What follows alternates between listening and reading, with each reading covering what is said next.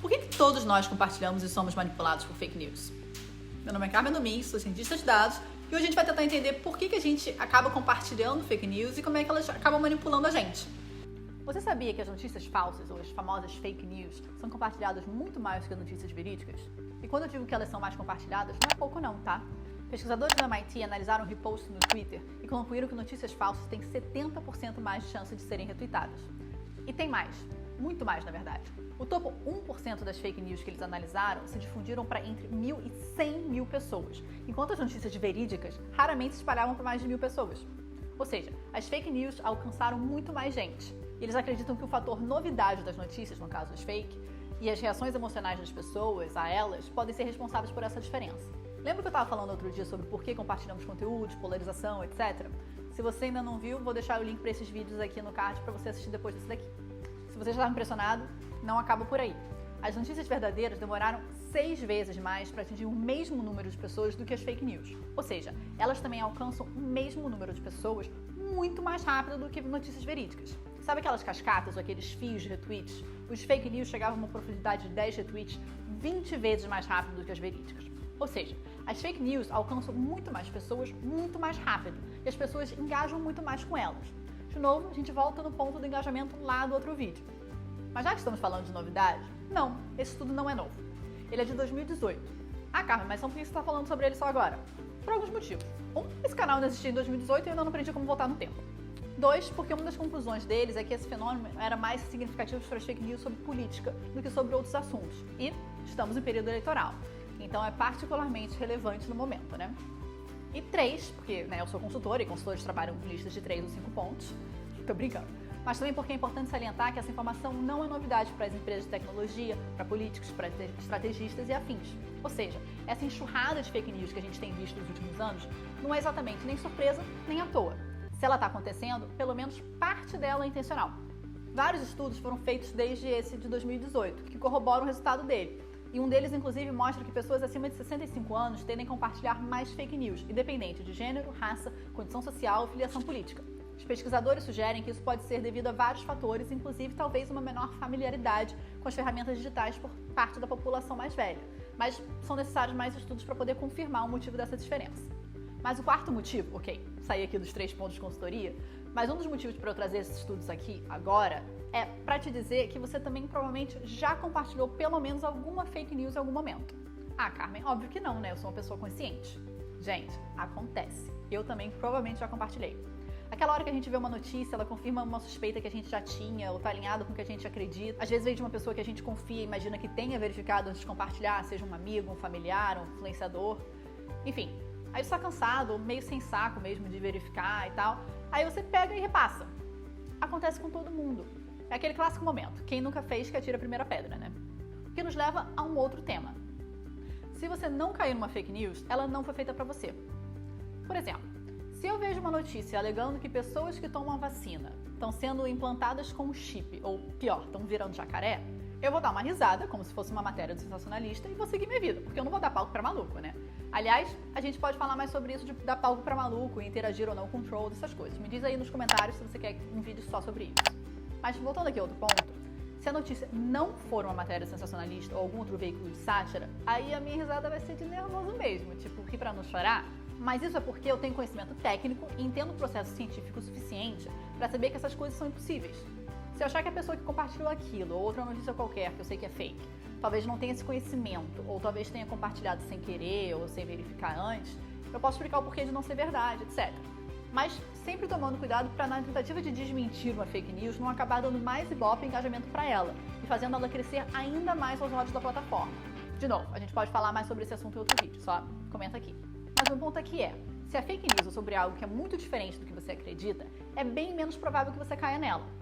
Mas se for algo mais de acordo com as suas crenças, ou sobre alguma coisa que você não conheça, não entenda o suficiente, é bem mais provável que você acredite e até a compartilhe.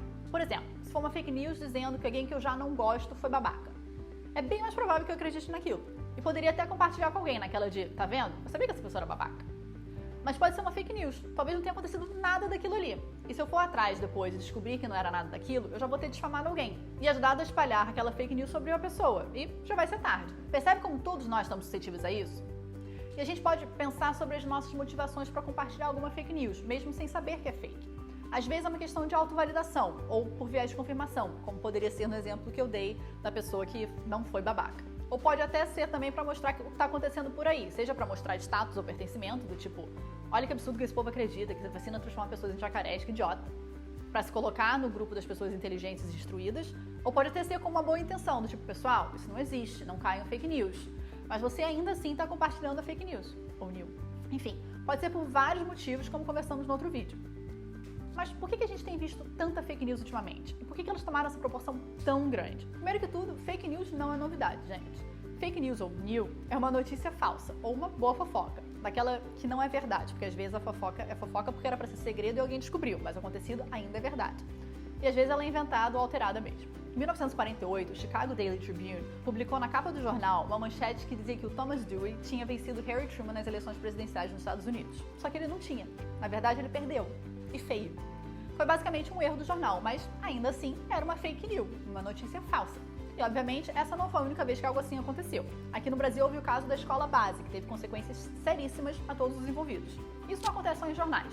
Todos nós ouvimos ou pensamos coisas que achamos serem verdades e repassamos aquilo de alguma maneira em algum momento. E o mundo está cheio de exemplos de pessoas e organizações difundindo mensagens, colocando notas em tabloides para difamar famosos, para fazer o público acreditar algo que lhe convenha, etc. Então, o conceito de fake news não é novidade, mas a tecnologia das redes sociais é. E a globalização e a conectividade das pessoas ao redor do mundo também.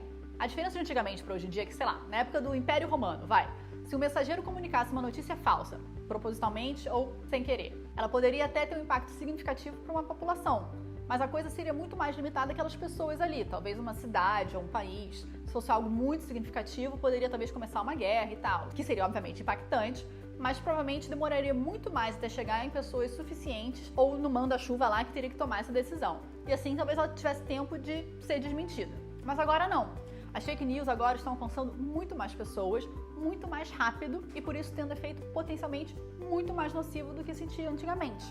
E as fronteiras estão se apagando, né? Alguém lá na Rússia, por exemplo, pode criar uma fake news como se fosse o ditador da Coreia do Norte, dizendo que lançou um míssil contra um determinado país que pode começar uma guerra mundial em questão de minutos, se todos os envolvidos não tomarem muito cuidado e tiverem tempo para verificar a informação antes de retaliar. Ou exércitos de bots iniciados por agentes inescrupulosos podem bombardear os feeds de milhares de pessoas com fake news com as quais eles saibam que aquelas pessoas vão se identificar, porque essas fake news foram customizadas usando informações psicográficas dessas pessoas, com o intuito de influenciar no voto delas. Soa futurístico? Não é. Já é passado, inclusive. E presente, né? Se você não viu o Dicas da Carmen de outro dia, dá uma olhada lá no meu perfil e assista o documentário Privacidade Hackeada no Netflix. O estudo que eu mencionei no começo do vídeo também concluiu que os bots não necessariamente compartilham fake news mais que os humanos. Ou seja, muito do compartilhamento das fake news é orgânico, mesmo que as fake news tenham sido plantadas por bots ou por agentes do mal. E como o estudo é de 2018, muita coisa pode ter mudado desde então, como os bots ficando cada vez mais avançados graças aos avanços da inteligência artificial. Um outro estudo, do Center for Countering Digital Hate, concluiu que 75% do conteúdo anti-vacina no Facebook e no Twitter pode ser associado a só 12 perfis. Sim, você ouviu certo. 65% do conteúdo anti-vacina e 12 perfis. De pessoas reais, diga-se de passagem. Então, claramente, grande parte da disseminação aconteceu porque ou pessoas ou bots disseminaram o conteúdo que eles criavam. É difícil dizer quanto das fake news é repassado por bots, mas a gente pode ter certeza que eles podem sim ajudar a repassar fake news e eles também são responsáveis por criar muitas delas, que aí depois são compartilhados organicamente por pessoas reais, assim como você e eu. Ou seja, nossa melhor defesa para não sermos manipulados por fake news, sejam elas criadas ou disseminadas por bots ou não, é nos informar e desenvolver o nosso senso crítico. É aprender a ter sempre um olhar cético ou até desconfiado quando nos deparamos com alguma notícia ou informação. É aprender a identificar a veracidade do que a gente lê. É parar para pensar, isso faz sentido mesmo? Ou só bate com aquilo que eu já acredito? Quem se beneficia com a propagação dessa notícia? Nós precisamos nos munir de informação, entender como as fake news são criadas, o que faz a gente acreditar nelas, o que nos motiva a compartilhá-las e checar fontes de fato confiáveis para verificar informações e nos certificarmos de estarmos fazendo tudo isso antes de apertar aquele botãozinho de compartilhar, comentar, likear, etc. Mas esse vídeo aqui você pode curtir, comentar, compartilhar isso tudo, que aqui não tem fake news não, garanto. Beijo!